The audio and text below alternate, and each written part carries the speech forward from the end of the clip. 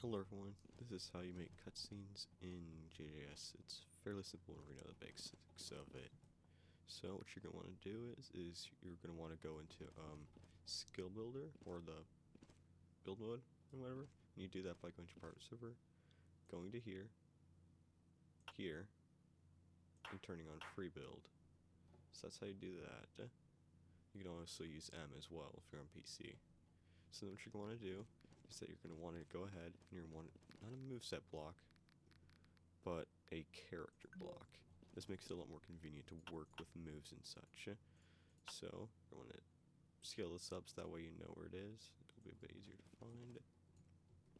And you're going to want to set it to whatever character you want as the base. So like their arc special, their ult animation and such.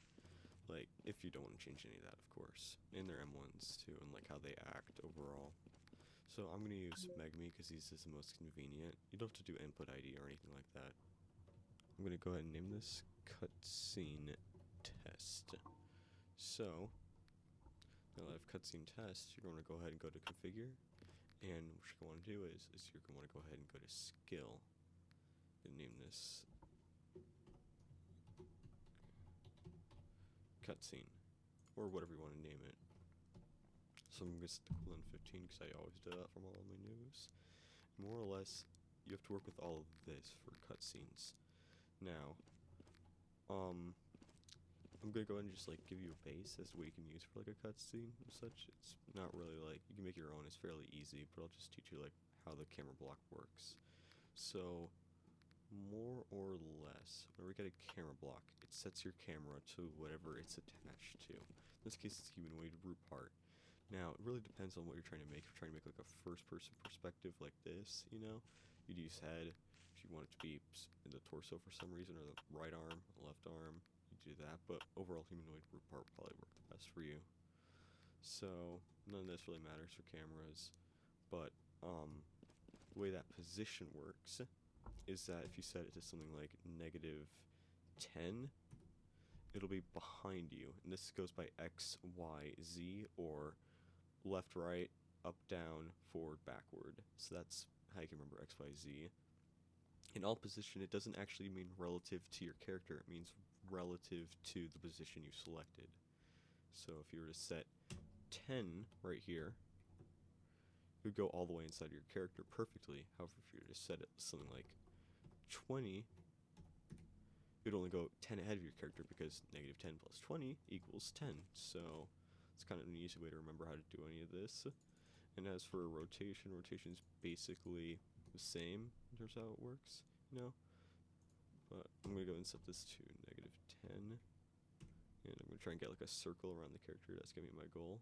So in order to do that, I need to be right here. So if it were to be right here, I'd have to put it to 10, or to right here, I guess, and then like -5. Yeah, so -5 will make it go this way. 5 were to make it go this way. And now for rotation, I'm not really how to remember how rotation works. So if you set it to here, it'll do that. It'll rotate like this. If you set it to this, it'll rotate like that. And if you set it to like -90, all that, you'll have a perfect rotation. And if you set this is looking up and down. So it's going from up to, yeah, it's trying to go up. In this case, it's going down. So that's how you make rotations and such. Now I'm personally going to make it also do another 90-degree turn, so that way it can see the person. I might even set this to like -7,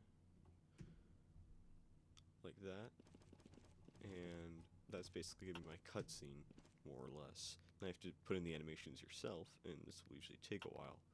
Right now the cutscene lasts for 1 second, and more or less I'm just gonna do the hollow purple animation. I'm gonna make it last for a bit longer. So 2 seconds.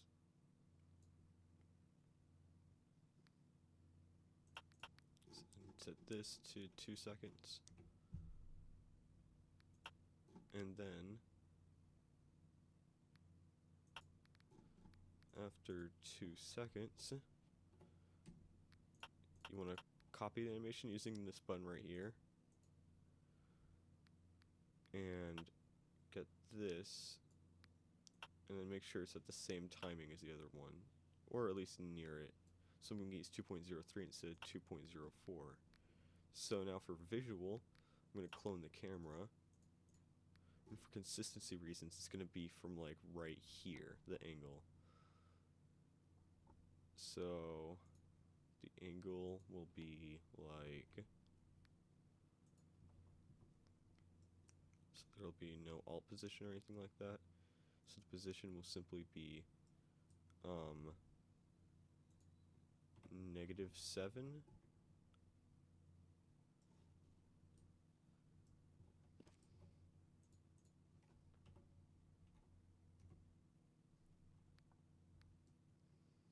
Alright, so I found it. It's just 90 right here. It was that all this time.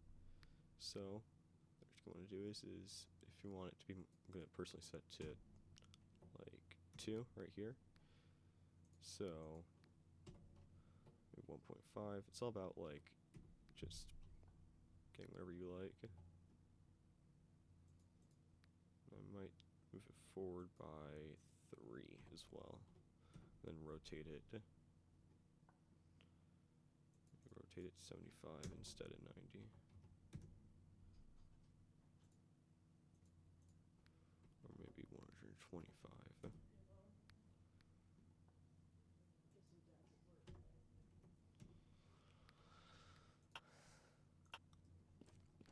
And now what you can do is you can create a custom visual. So in this case, I'm going to go ahead and get the glow effect, or actually, yeah, I'll get the glow effect, or you could use the circle glow, because right now I'm making like a mini hollow purple. So circle glow be like this. Now on to the next most important thing in making cutscenes, knowing RGB.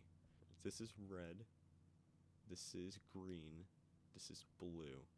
So if I take away this, or take away the last value, it sets it to yellow, because red and green make yellow on a computer monitor. However, if I take away the last value, obviously that's just red. If I take away the last value, you get purple. And then you also set alt color to make sure it's the same color all throughout the time, unless you want it to change colors, you know. So that's purple. And another method you could also use is using like a billboard as the actual projectile. So if you go right here, it would basically, if you were to get like a, I don't know, hollow purple texture, it would like actually look like hollow purple and such. Now what you're going to do for the effect, if you're following exactly what I'm doing, is you're going to want to go ahead and move it over by like 5. See, 5 right here. And now you want to clone it, as you want it to have the same projectile properties and such. You're going to want to go ahead and set its position to 0. Maybe make it last for 5 seconds, since this is going to be our projectile.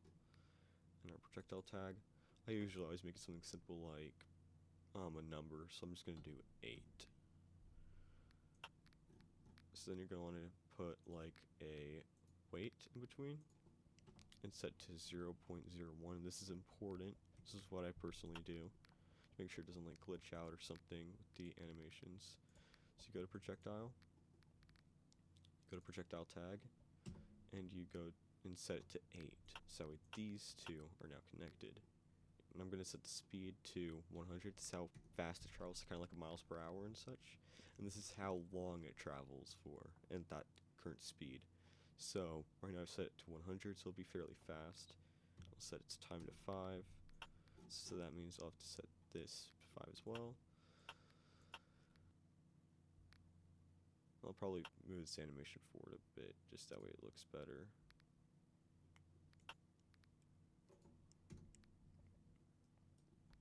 And that should be everything except for one last final step, states.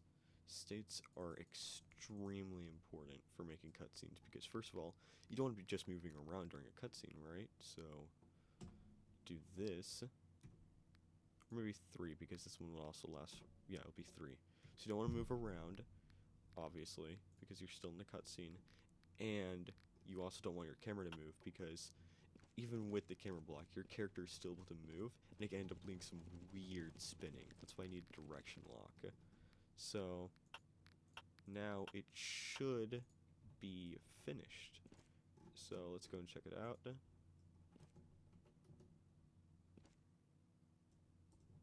Yeah, it worked.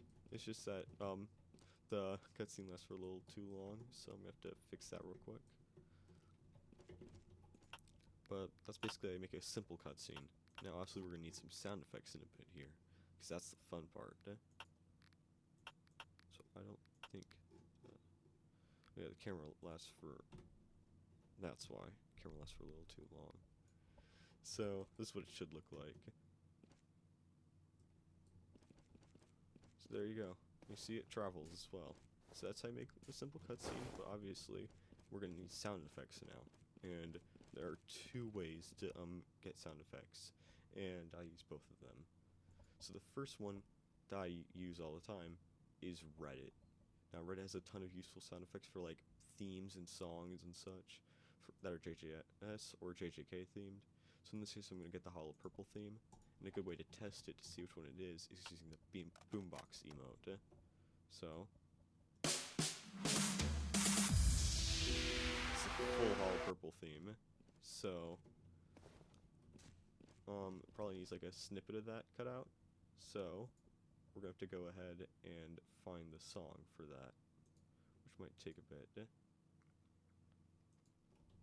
So basically, if you go to Reddit and such, you search up like JJS sound IDs, there should be like a few posts regarding that, so you can use that.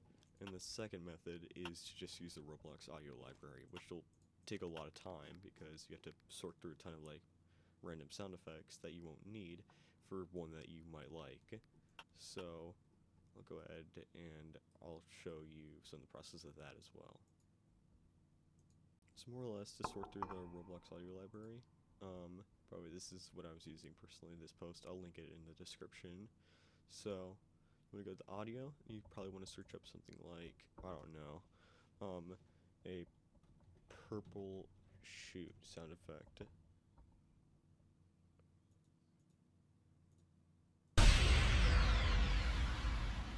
So that's one.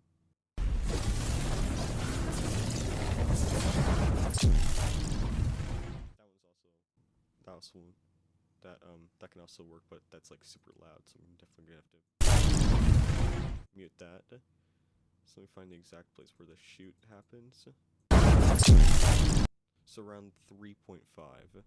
So I'm gonna copy the asset ID by more or less clicking on more info, clicking on these 3 dots, and then copying the asset ID. You can also just right click on the 3 dots as well. So go ahead and go back into configure, into cutscene, and get your sound effect right here, and get the sound you want. I'm going to set its volume to 2, and it's going to start at 3.5. And so then, now I'm going to go ahead and get another sound effect, where it's purple. A good way to find more sound effects is to include unverified creators. It should be fine, it's just sound effects. And type, go to sound effects because you don't want any music, anything like that. Maybe something like this. So, it doesn't match, but it's just a placeholder sound effect for, this simple cutscene I made. So then, you're going to want to go ahead, and you're going to want to go ahead and just put that sound effect right here. And then you should have it without the music. Oh, I have it start to 3.5, that's why. I forgot to change that. So make sure your start is always at 0 for like new sound effects, and then configure it when you need. So this most likely needs to be a fourth of a second later. So then what you're going to want to do is you're going to want to go ahead and test it out. Yeah, now that you have a simple hollow purple cutscene. And as for the music part, the easiest way to find the exact like part of the music you want is to actually go ahead and probably go to YouTube. Just go ahead and I'm going to cut to whenever I find it. So here's the hollow purple theme. It's by this person. You know? So you'd skip to the part where it actually like plays. So let's see if it's right here.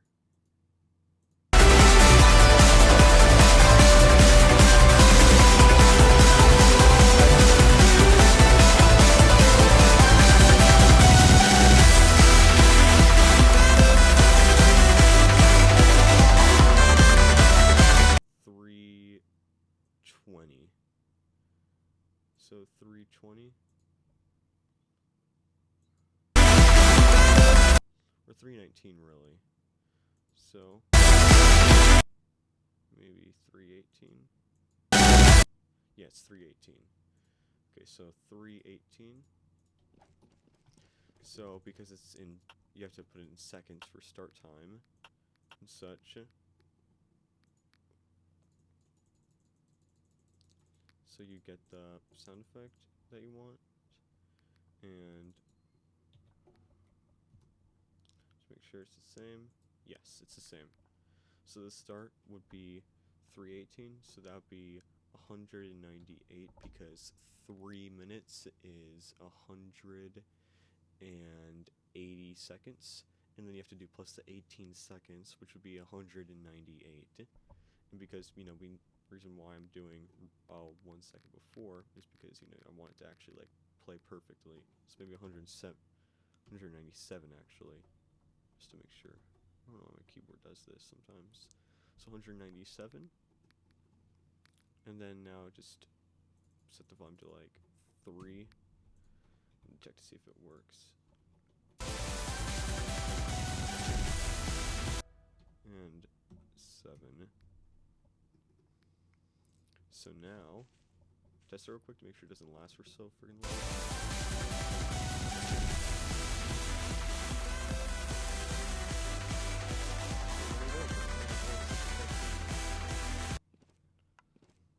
That's pretty much it for the video. Thanks for watching. Thanks for being patient with me. I'm really sorry that I messed up a few times throughout the video. But overall, it was fun to record. I usually don't make videos using my voice, but thanks for watching, guys.